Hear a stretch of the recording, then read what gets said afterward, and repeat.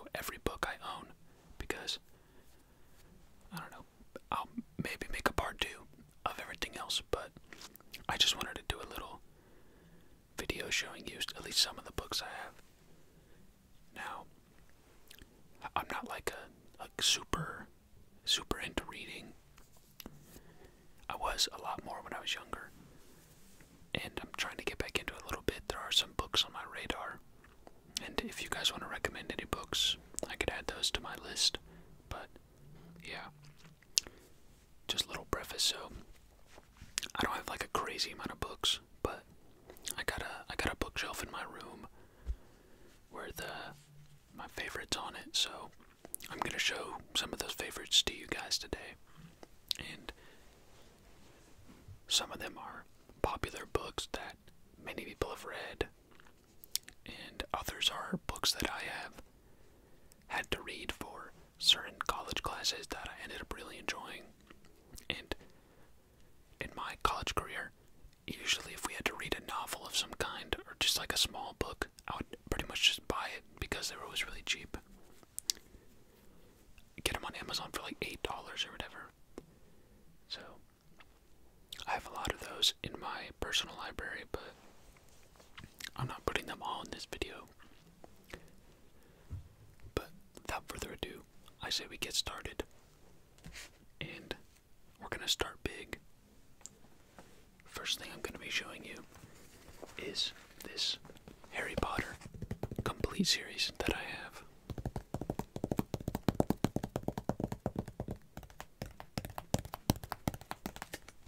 This thing is huge, and it's very heavy, so I'm not gonna hold it up the whole time, but I'll tell you what, I'll pull the first book out. If I can. It's pretty annoying to pull out sometimes. I got it.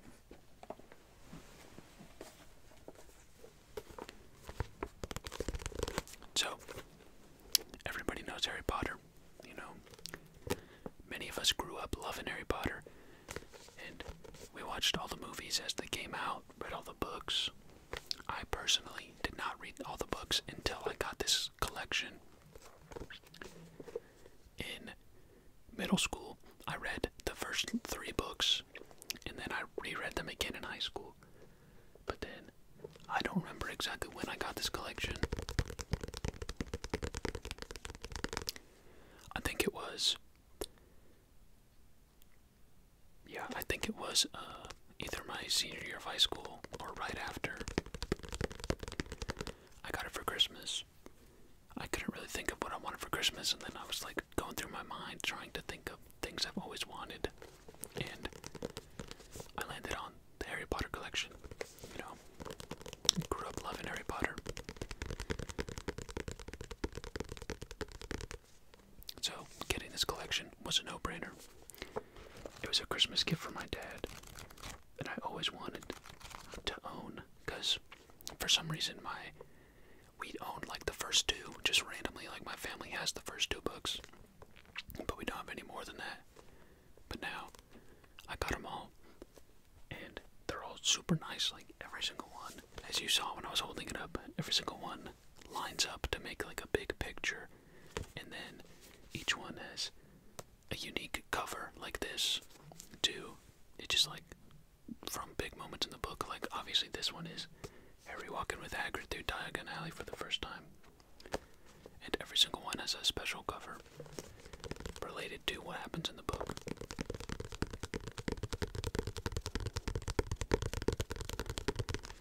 I'm sure a lot of you are Harry Potter fans, and, you know, this series meant a lot to me growing up. I loved reading these books. The movies are amazing, and I even just recently played Hogwarts Legacy, new game that came out. So yeah, Harry Potter is awesome. I'm sure many of you will agree. Let me know if you agree. You know, it's a lot of people's comfort story. You know, comfort world, the wizarding world. So I would say it's definitely that for me. It's very nostalgic. that's the first big piece in my library. It's got its own nice little spot on the shelf, Harry Potter collection. Next up is a book I mentioned in my Q&A video.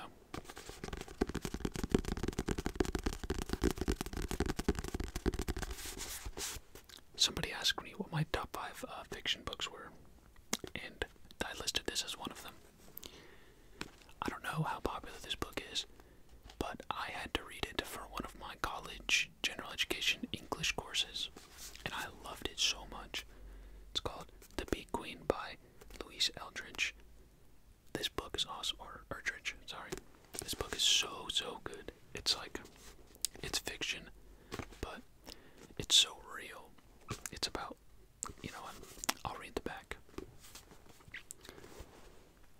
On a spring morning in 1932, young Carl and Mary Adair arrive by boxcar in Argus, North Dakota. After being orphaned in a most peculiar way, Mary seeks refuge in the butcher shop of their aunt and her husband, while Carl gets back on the train. So begins an exhilarating 40-year saga brimming with colorful, unforgettable characters: ordinary Mary, who will cause a miracle; seductive Carl, who lacks his sister's gift for survival; Sita, their lovely but disturbed cousin; and the half-Native American Celestine James, who will become Mary's best friend. Theirs is a story grounded in the tenacity of relationships, the extraordinary magic of natural events, and the unending mystery of the human condition. Best-selling, National Book Award-winning author Louise Erdrich dazzles in this vibrant and heartfelt tale of abandonment and sexual obsession, jealousy, and unstinting love that explores with empathy, humor, and power the eternal mystery of the human condition. This book is so good. It's definitely more of an, like an adult book. You know, it's not the same as Harry Potter. I wouldn't recommend it to people of all ages, but such a good book. I can't really, it's just one of those things that if I would recommend that a lot of people read, or most people should read. I think it's so real, like I said. You know, like, there's so many different types of characters. Like, each character is so different that pretty much anybody who reads this book is gonna end up relating to someone in the book. It's so, like, it's dramatic, you know. There's a lot of, like the description says, the book starts with this brother and sister just being abandoned. Right? They just get off a train and they're left there. And from there on, it's just the craziest series of events happens. And I don't want to say craziest, because it's not like super exciting and like surprising in that sense, but it's like, I don't know, it's like simple drama, just like day-to-day regular people drama, you know, like relationship stuff. And I recommend it. I think it's really good. Like I said, I don't know how popular this is. Maybe everyone has already read this. Maybe they took same English class I did, but I recommend it. It's a great book. Next book I have is another one that I read for college, but this one I read for a humanities course, and it's actually not a novel, it's a play written by August Wilson. It's Fences.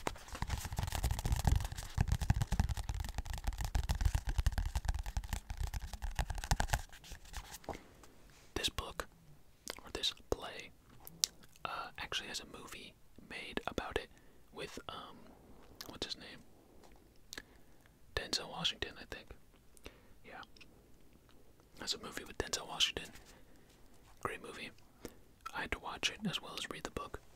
And let me read the back of the book for you. In the powerful, stunning, dramatic work that won August Wilson his first Pulitzer Prize, Troy Maxon has gone through life in a country where to be proud and black was to face pressures that could crush a man, body and soul. But the 1950s are yielding to the new spirit of liberation in the 1960s. It's a spirit that is making him a stranger, angry and afraid, in a world he never knew, and to a wife and son he understands less and less. plays the wife in this play, or in the movie, is Viola Davis. I'm pretty sure that's her name. She's a great actress. She's been in a lot of things, a lot of new things, and she does a great job. So, two phenomenal actors in the movie, but the story itself is great. You know, not everyone is going to be able to relate to it, but it's still very human. It's very depressing at times. It's sad, you know, but it's just so worth a read. It's really short. I mean, look at this. Look how thin this book is, you know.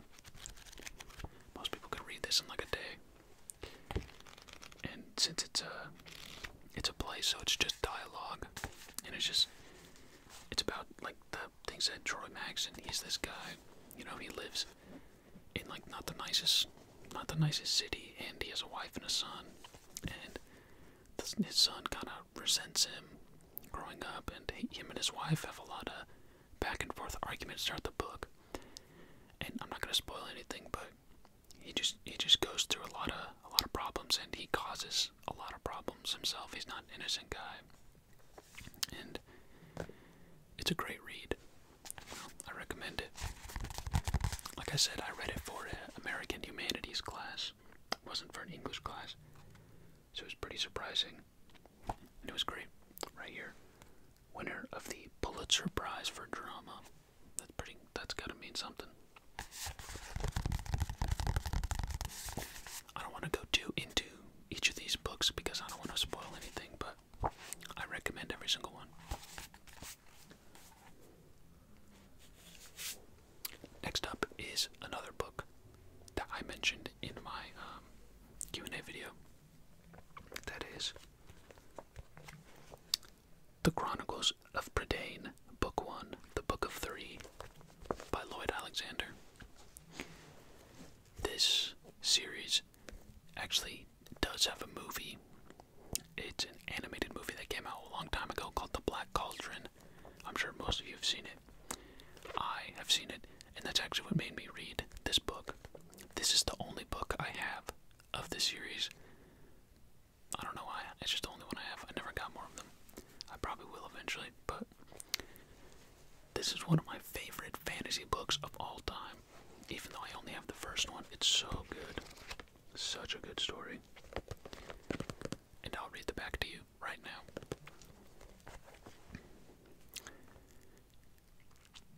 Taran is bored with his assistant pig-keeper duties, even though his charge is none other than Henwen, Prydain's only oracular pig. He'd rather be doing something more heroic, like making swords and learning to use them. When Henwen escapes, and Taran goes after her, he finds himself farther from home than he's ever been. Soon he begins to realize that heroism is no easy task. With the dreaded Horned King on the loose, and King Aran gathering the forces of evil, Taran must look past his own dreams to warn the population of Prydain before it's too late.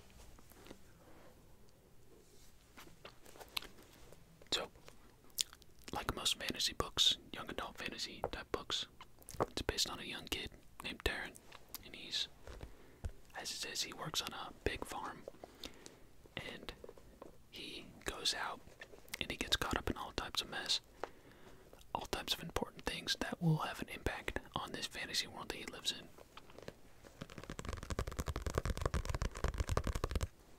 If you like fantasy, I think this is a must-read. It's not super complex. I do have more, like, it's not like Game of Thrones or like, what's it called, like Stormlight Chronicles or anything like that. It's simple, you know, it's more geared towards a younger audience, which I read it when I was younger, that's why I have it. And I would recommend it to anyone, though, any age. If you like fantasy, I think this is a great book. It's even great if you've never read fantasy before and you're looking to kind of like dip your toe into the genre. You want to get started. I think it's a great place to start. It's super simple.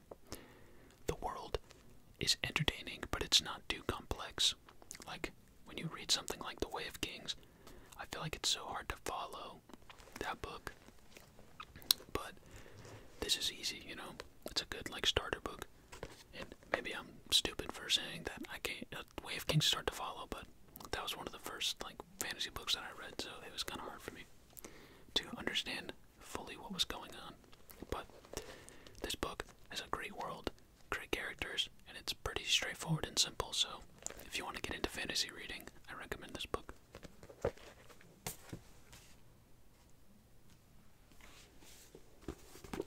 Next up is another book that I read for college. In this book, I read for a history class. It's called A Land So Strange by Andres Reséndez. It's the epic journey of Cabeza de Vaca. This is a historical book, and I'll read the back to you right now so you can understand what happens in it. In 1527, a mission set out from Spain to colonize Florida, but the expedition went horribly wrong. Delayed by a hurricane and knocked off course by a colossal error of navigation, the mission quickly became a desperate journey of survival.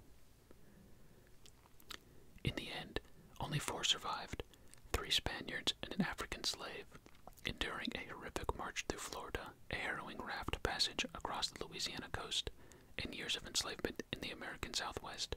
This tiny band journeyed for almost 10 years in search of the Pacific Ocean that would guide them home.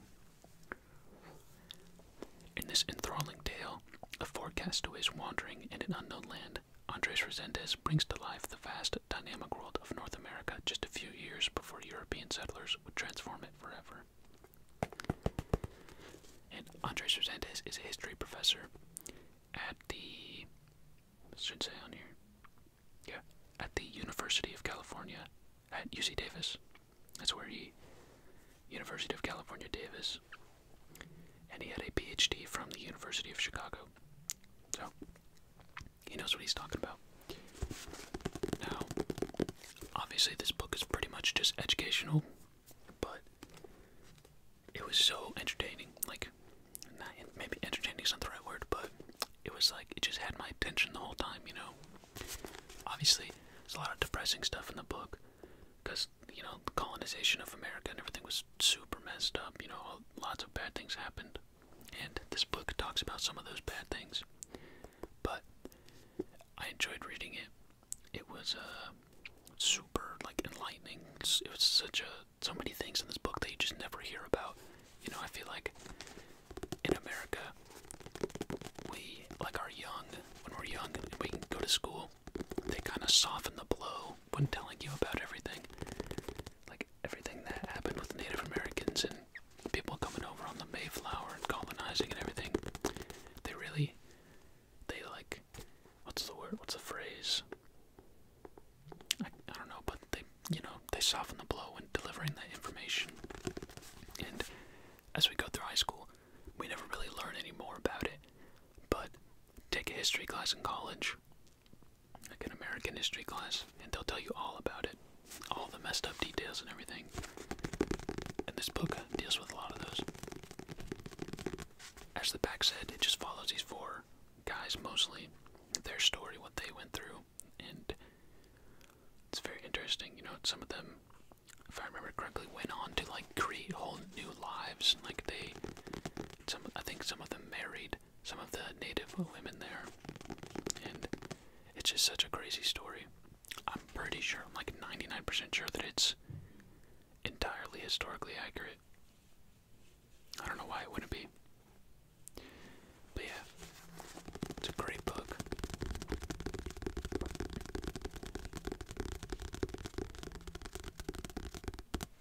So, if you're looking for something historic, I recommend this book right here.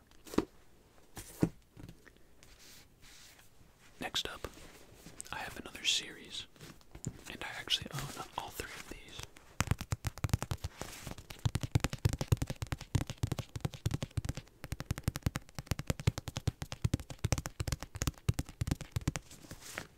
This series is The Kane Chronicles by Rick Riordan.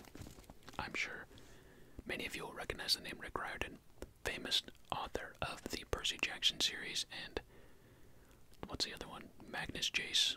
He wrote about the Magnus Chase is like the Norse version of Percy Jackson, and the Kane Chronicles is the Egyptian version of Percy Jackson. And I love this series so much. I read all of these before I read all of the Percy Jackson books.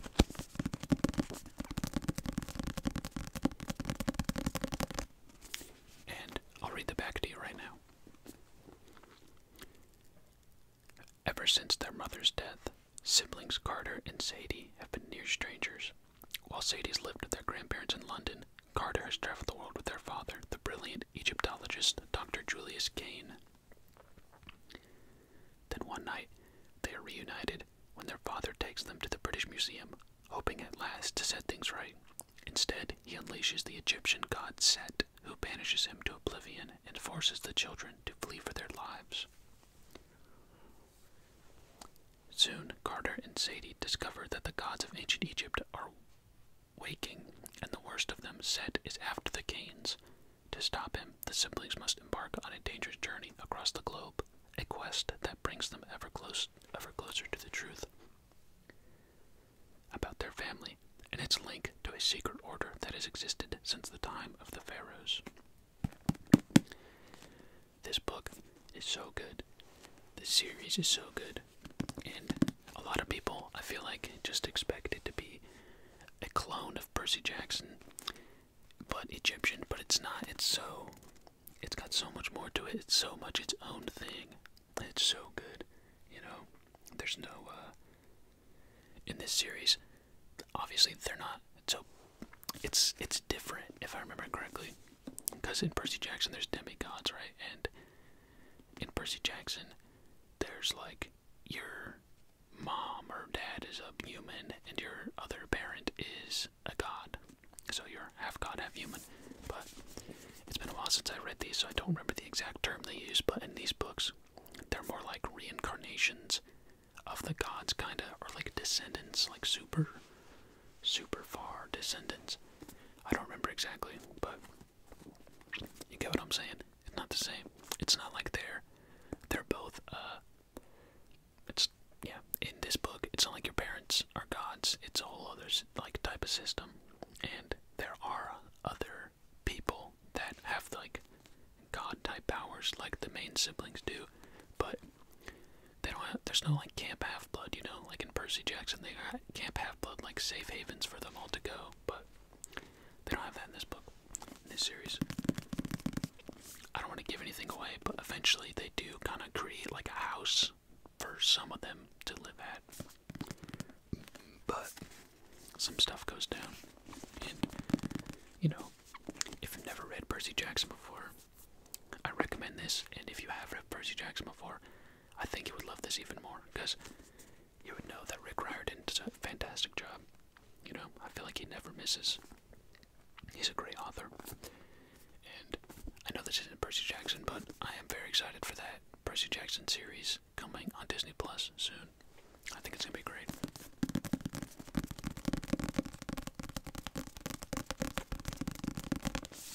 So, the Kane Chronicles, we got the Red Pyramid, the Throne of Fire, and the last book is The Serpent's Shadow. All fantastic books. Highly recommend every single one of them. Now, we're gonna get on to the last book of this showing you my library video. And it's kind of different. This last book is Curse of the Royal Wolf. It's a Rugrats book. And the reason why I wanted to show this is because this book is super important to me, super nostalgic, and that is because when I was a small child, my mom, I was with my two of my sisters and my mom, and she took us to either Borders or Barnes and Nobles, one of the bookstores, and she bought us all a book, and I was super young. This was like the first book that anyone had ever bought me. Like, obviously people had read me books before, right? Like, you know, Goodnight Moon, and all the, If You Give a Mouse a Cookie, all the Dr. Seuss books, you know, Green Eggs and Ham, all that. But this was the first book that anyone had ever bought me for myself. So, I'm very much attached to it. It's very nostalgic.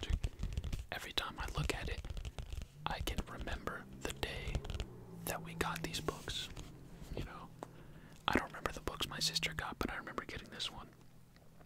And it's so crazy because every time I look at the cover, I see it on my bookshelf, and I'll just randomly pull it out to look at it and read through it because it's super short. You know, read it like under a minute. But and I was so little, like I must have been like 5 or 6 years old, like super young. But I can still see, like I can still see the bookstore when I look at this cover, and it's just a great memory to have, you know. I don't wanna, yeah. I'll probably never get rid of this. I'll try to hold on to it as long as I can, you know. Maybe give it to one of my kids one day. That'd be pretty cool. But yeah, wanted to end off the first library showcase with this book. That means a lot to me. And who knows, if I do a part 2 of this, then I'll end the video with something similar, because this is not the only book I have from my early childhood that's very meaningful. But yeah, Curse of the Werewolf doesn't have an author for some reason, but oh, here we go. Adapted by David Lumen, illustrated by Sharon Ross, with Anastasios Ionis and Carl A. Braxton. So, shout out to those people that made this book, because it is so nostalgic. And in my Q&A video, someone asked me what's something that's nostalgic to me, and I don't remember what I said, but add this one to it because this is so nostalgic for me. Alright, it was the last book in this video, and I hope you found it entertaining. Hope you maybe saw some familiar books to you, or maybe you saw something that you'd like to pick up and read yourself eventually. If not either of those things, then I hope you at least found this video relaxing, or it helped you get to sleep. And I'll see you guys in the next one.